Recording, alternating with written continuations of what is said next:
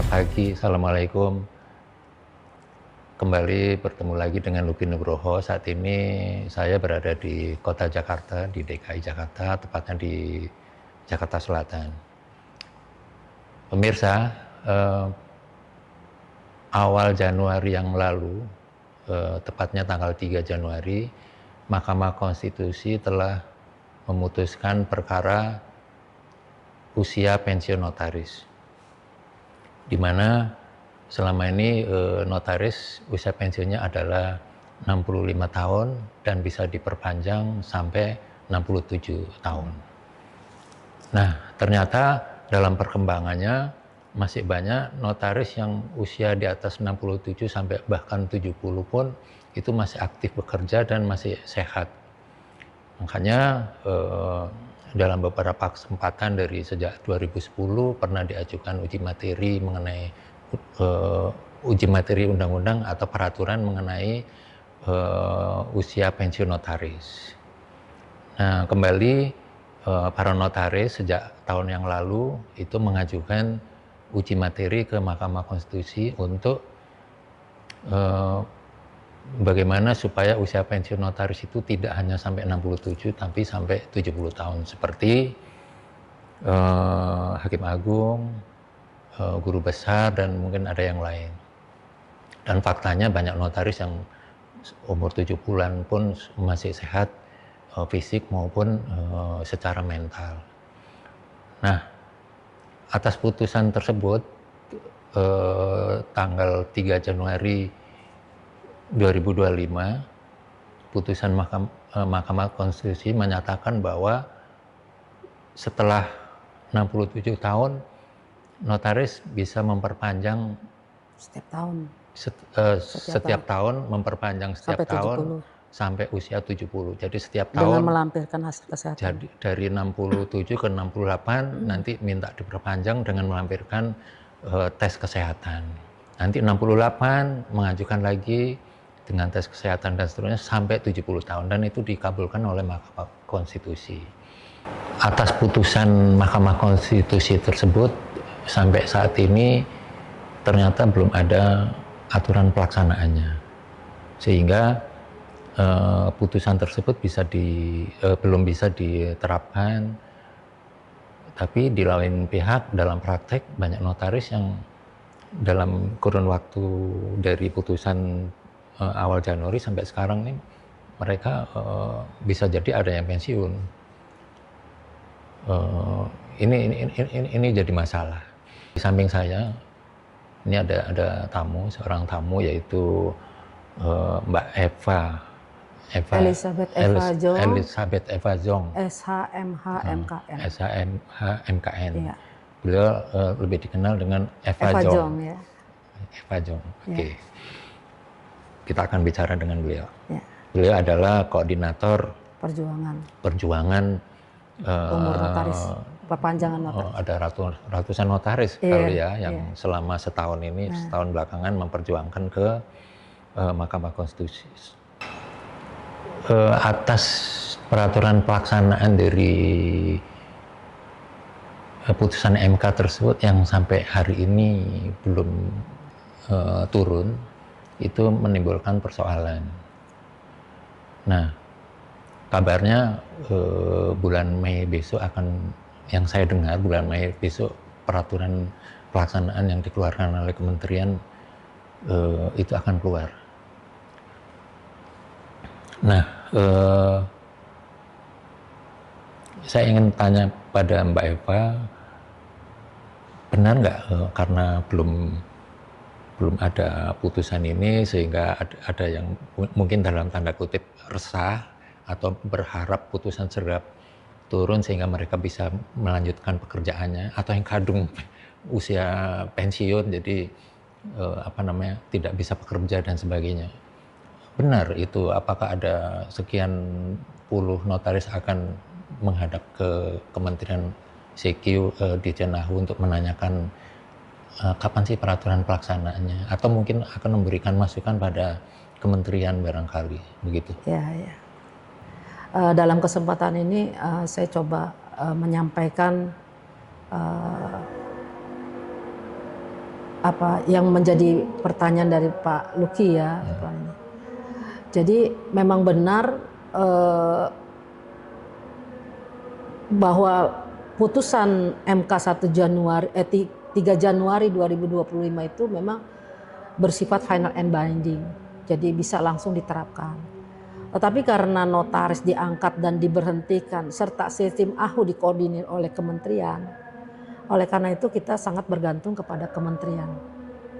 Nah, tentu secara psikologis karena sekarang kan sudah bulan 4 Pak. Udah bulan 4 berarti kurang lebih udah 4 bulan. 4 bulan. Udah cukup lama, sehingga secara psikologis pasti kegalauan ada lah di para notaris yang akan jatuh tempo, ya kan? Pensiun. Yang akan pensiun. Jadi terutama juga kan ada ancaman juga, bukan ancaman ya, ada keterbatasan lah daripada notaris untuk memperpanjang juga kerjasama dengan bank. Itu juga sehingga mempengaruhi juga pendapatan mereka, kehidupan mereka ya. Gitu. Nah, gini, sorry. Jadi ketika putusan MK itu tanggal 3 Januari, pada saat itu mulai jam 4 sore kalau nggak salah waktu itu sudah berlaku mengikat.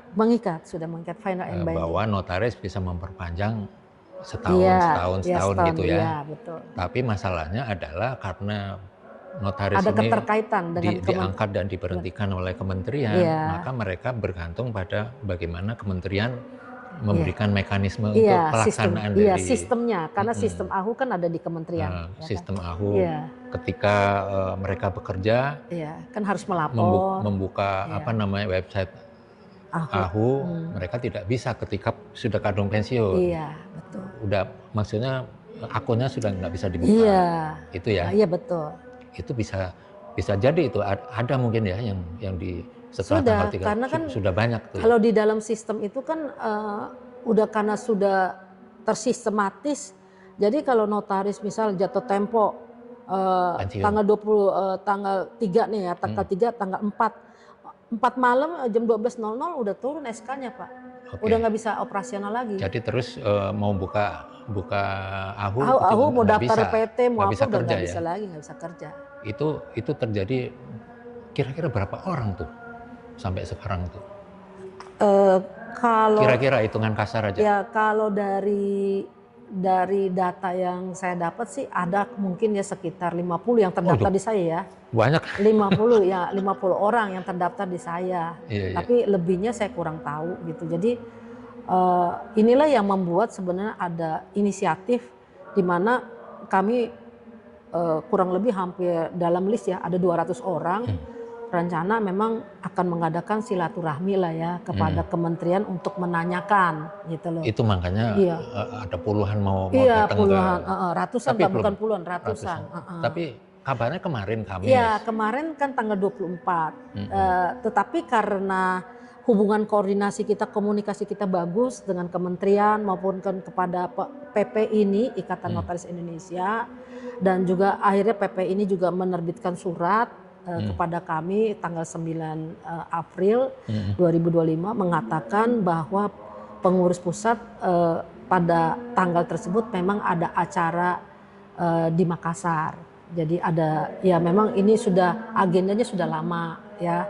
Karena memang pesan dari kementerian juga kehadiran kami harus didampingi oleh PP ini. Lalu juga secara personal Direktur Perdata juga menghubungi kami mengatakan bahwa karena satu dana lehal, Dirjen dan jajarannya pun tidak ada di tempat pada tanggal 24. Nah, kami sangat apresiasi bahwa komunikasi ini berjalan dengan baik ya, sehingga saya menyampaikan di grup, di WA grup, kita kan ada WA grup perjuangan itu di forum. Anggotanya berapa tuh? Kurang lebih 800 orang. Jadi kami menyampaikan kondisinya agar kita tunda dahulu kehadiran kita di Kementerian Hukum di AHU di Kuningan itu. Rencananya kapan? Belum. Kita tunggu perkembangan lebih lanjut. Cuma ada progres yang cukup bagus menurut saya di mana PP ini mulai membangun sinergitas dengan kami ya. Bersama-sama akan mendorong percepatan permen ini, Pak. Jadi saya kaget nih, Bapak udah tahu awal bulan Mei akan terbit nih permennya. Iya. Saya sendiri nggak tahu, Pak. Ya ini suatu kabar baik ya bahwa usaha Itu kami sudah. dengar-dengar kabar. Iya, jadi ini tentu suatu kabar baik bahwa ada bahwa permohonan kita diapresiasi lah oleh PP ini. Jadi saya terima kasih dari Pengda, Pengwil, PP dan semua pihak-pihak yang telah mendorong bersuara ya untuk percepatan perpanjangan umur notaris menjadi 70 tahun. Jadi kalau untuk melakukan perpanjangan itu kan disyaratkan sudah berusia 65 dan sudah memperpanjang 65 ke 67 dan dengan hasil kesehatan yang baik, sehingga diharapkan dalam menjalankan jabatannya tidak mengganggu pekerjaannya lah, istilahnya kayak begitu. Nah, harusnya memang putusan ini berlaku efektif. Namun karena kita notaris dalam menjalankan jabatannya ini, terutama misal untuk pendirian PT, pemeriksaan waris, pendirian CV, koperasi dan lain sebagainya, itu kan kita harus mendaftar ke sistem AKU, Pak. Nah, sedangkan juga kalau notaris yang sudah pensiun, yang akan pensiun, misalnya dia tanggal 4 Januari dia pensiun, otomatis nanti di jam 12.00 itu SK pensiunnya sudah turun, Pak.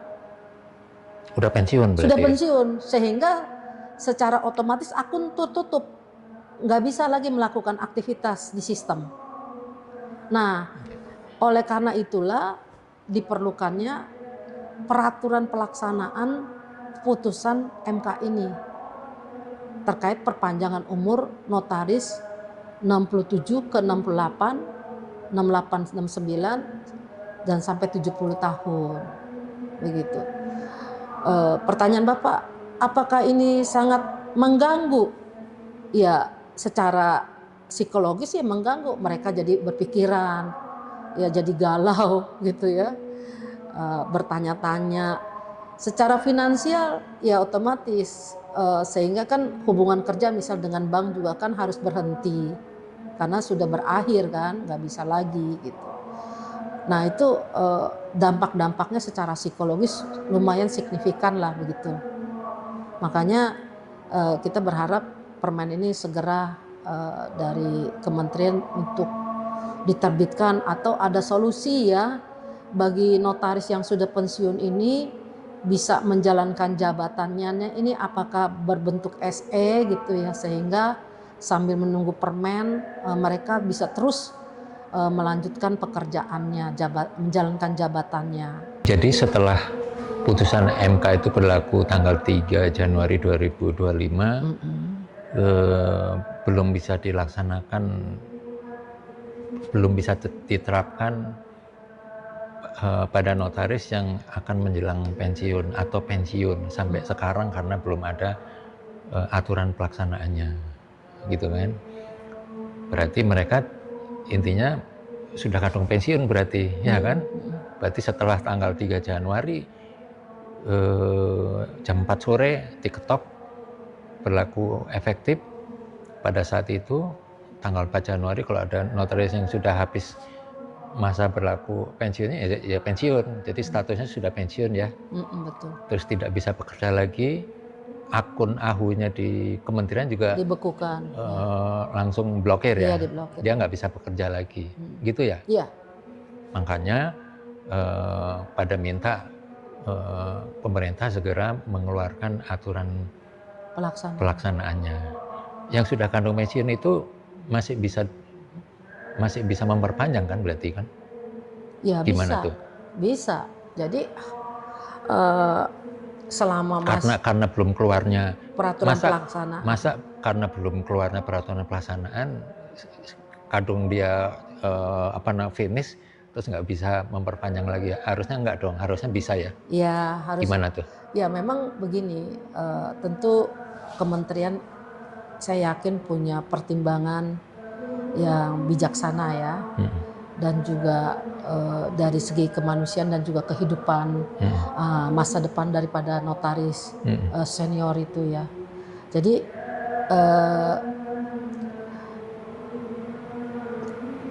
karena notaris itu kan taat hukum Pak. Sebenarnya kayak undang-undang perkawinan kan, tidak ada peraturan pelaksananya, tapi kalau kita bikin akte kan mengacu kepada keputusan Mahkamah Konstitusi nomor berapa, usia dewasa itu berapa tahun kan gitu. Nah, namun ada keterkaitan antara notaris dan dengan AHU terkait sistem, sehingga itulah jadi kita tidak bisa berjalan karena kan sistemnya sudah akunnya sudah dibekukan, sudah tidak bisa bekerja lagi lah istilah kita itu. Nah, berarti statusnya sudah pensiun. Sudah pensiun. Nah, sudah pensiun. Pertanyaannya apakah masih bisa mengajukan gitu kan?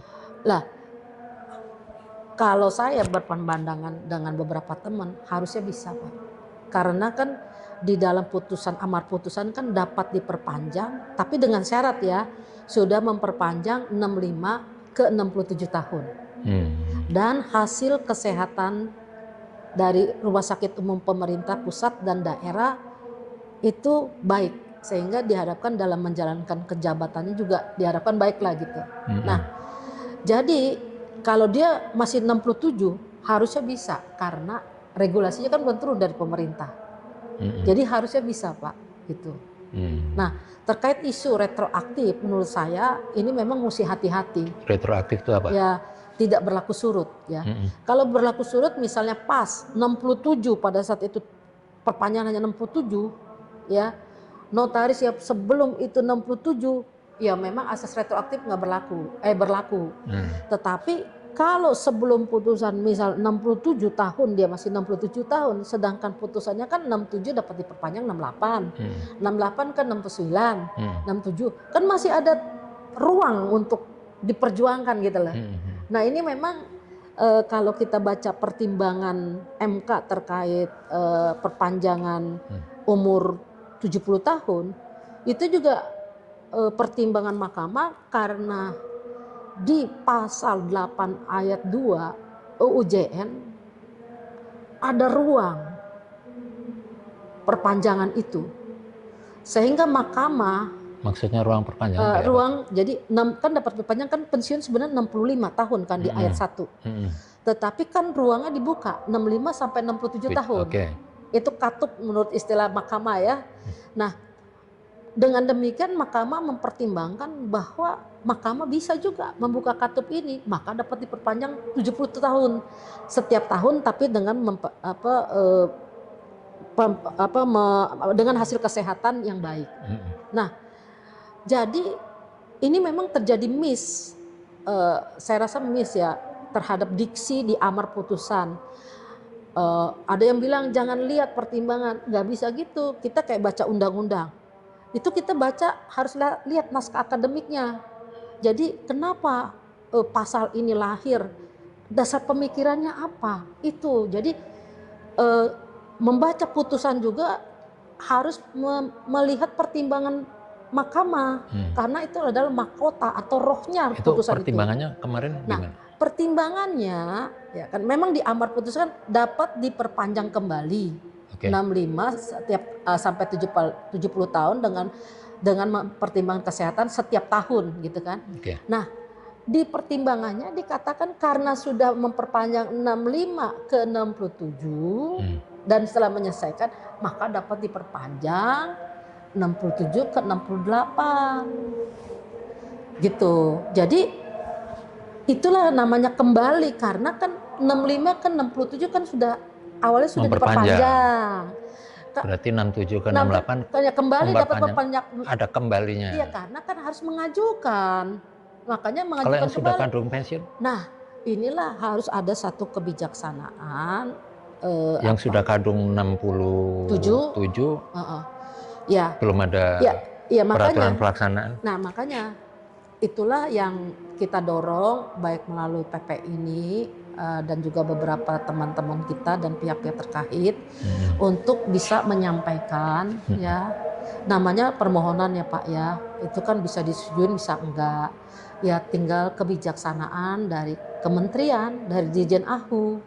Tapi kalau saya lihat dari segi manfaatnya lebih besar daripada tidak manfaatnya. Tapi kalau dari Ya. segi proses mereka nggak salah ya karena peraturannya belum keluar ya. Betul, karena peraturannya belum keluar sehingga kan kalau Bukan salah mereka sebetulnya. bukan ya kalau bicara salah ini kan relatif ya Pak ya. Iya. Tetapi karena inilah bahwa notaris kita taat hukum ya kan. Kita menghormati apa istilahnya pemerintah ya kan untuk juga segeralah untuk memberikan peraturannya ya permennya supaya juga notaris bisa bekerja kembali karena kan juga walaupun bagaimana kita harus jujur ya. Yang namanya kehilangan itu pasti nggak enak Pak. Kehilangan status, kehilangan pacar, suami, istri, itu pasti nggak enak. Kehilangan penghasilan Ya ya. kehilangan penghasilan juga ya. Jadi kayak seperti mahkamah pun mempertimbangkan mengapa kita dikabulkan 67 diperpanjang 70 tahun. Itu dari aspek rasional dan kemanusiaan Pak. Bukan karena undang-undang. Kalau undang-undang pasti kita masuk open legal policy Pak, pasti di NO Pak. Karena di 2010 juga Karena itu dikatakan wewenang MPR, DPR ya. DPR karena sudah diatur di undang-undang gitu loh. Nah, cuman dari segi kemanusiaan, kemanfaatan ya kan, dari rasionalitas ya kan, bahwa ternyata kan bahwa notaris 67 atau 70 tahun aja masih bekerja dengan semangatnya, maksudnya Jadi dalam keadaan semata-mata sehat. karena Iya. satu kemanusiaan. Ya, Terus yang kedua rasionalitas. juga kehidupan kehilangan penghasilannya. Mungkin juga tanggung jawabnya juga besar ya. Iya, tanggung jawabnya juga besar. Sampai seumur hidup kan. Lalu juga karyawan kan juga akan kehilangan pekerjaan, ya kan. Ini juga itu kan pertimbangan dari MK itu ya. Iya, pertimbangan MK begitu. Jadi kehilangan pendapatan juga ya kan itu. Jadi dari segi kemanusiaan itulah yang selain juga ada jurisprudensi kan ada beberapa juga kan disetujui juga perubahan umur kan Pak gitu. Saya agak lupa tuh, mungkin di refresh lagi ya. Iya. Bagaimana kalau notaris yang sebelum 3 Januari itu sudah kadung pensiun, sudah kadung masuk usia pensiun, itu mereka bagaimana? Nah, itu. Kalau dengan keluarnya putusan ini kan sebetulnya mungkin bisa ya? Harusnya bisa, karena gini, kalau kita baca amar putusannya itu kan dapat diperpanjang 67 ke 68, 68, 69, 69, 70. Sedangkan yang sebelum putusan itu kan kalau di 2024 kan masih 67 tahun. Secara rasional harusnya bisa diakomodir menurut saya, ya kan. Kecuali di situ dibatasi hanya 67 tahun, berarti memang tidak berlaku surut itu kena, ya kan. Kalau ini kan 67 ke 68. Nah, sedangkan di 2024 notaris pensiun di umur 67. Lalu peraturan pelaksanaan menteri juga belum di launching, maksudnya belum keluar gitu loh. Sehingga ini memang kembali masalah kebijaksanaan ya. Karena kalau dilihat dari segi manfaatnya sangat banyak Pak kalau dikabulkan. Karena apa? Satu, karyawan juga akan berlanjut bekerja sama. Rekanan dengan bank juga akan terus jalan. Jadi secara penghasilan notaris ini ada status dan juga keuangan tidak bergantung kepada anak dan cucu. Tidak bergantung pada orang lain. Tidak bergantung kepada orang lain. Secara psikologis mereka jadi ada energi baru, semangat baru. Lalu secara negara mendapatkan pendapatan dari PNBP, penerimaan negara, ya kan? Dari pajak juga. Dari pajak juga. Pajak penghasilan. Ya, pajak penghasilan juga kan memberikan kontribusi gitu ya. Yang pasti manfaatnya lebih banyak daripada tidak gitu. Jadi mungkin dari segi kebaikan inilah yang saya menggugah kementerian untuk dapat mempertimbangkan ya, mengabulkan. Karena kalau kita lihat dikabulnya putusan MK 84 itu juga kalau secara legal formal kita sudah masuk open legal policy. Open legal policy memang itu kan memang ranahnya legislator mengenai umur pejabat kan. Ya. Namun Mahkamah mempertimbangkan dari aspek rasionalitas, kemanusiaan juga. Jadi ini kan mengenai hak hidup. Karena gini, kalau orang bekerja itu dan ada status itu lebih bahagia, Pak, dan sehat jadinya. Itu. Dalam kesempatan ini saya berharap kepada para notaris yang belum atau sudah memasuki pensiun atau akan ya memasuki pensiun, untuk mari kita bersama-sama bersatu dalam doa dan optimisme ya, agar dan juga bersuara ya, terus bersuara positif agar peraturan pelaksanaan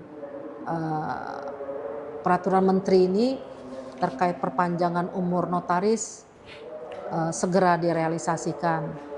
Ya, ini kita perlu berterima kasih juga kepada pengurus pusat Ikatan Notaris Indonesia dari ketum dan jajaran dan sekum dan seluruh jajarannya, Pengwil, Pengda dan semua pihak yang telah juga menyuarakan untuk percepatan permen ini. Dan juga saya mohon kepada notaris yang mungkin yang sudah pensiun setelah putusan MK tanggal 3 Januari 2025 tidak usah risau, karena kami terus bersama PP pengurus pusat memperjuangkannya untuk mempercepat permen ini. Jadi harap sabar dan terus berdoa serta optimis dan juga terus menjaga persatuan.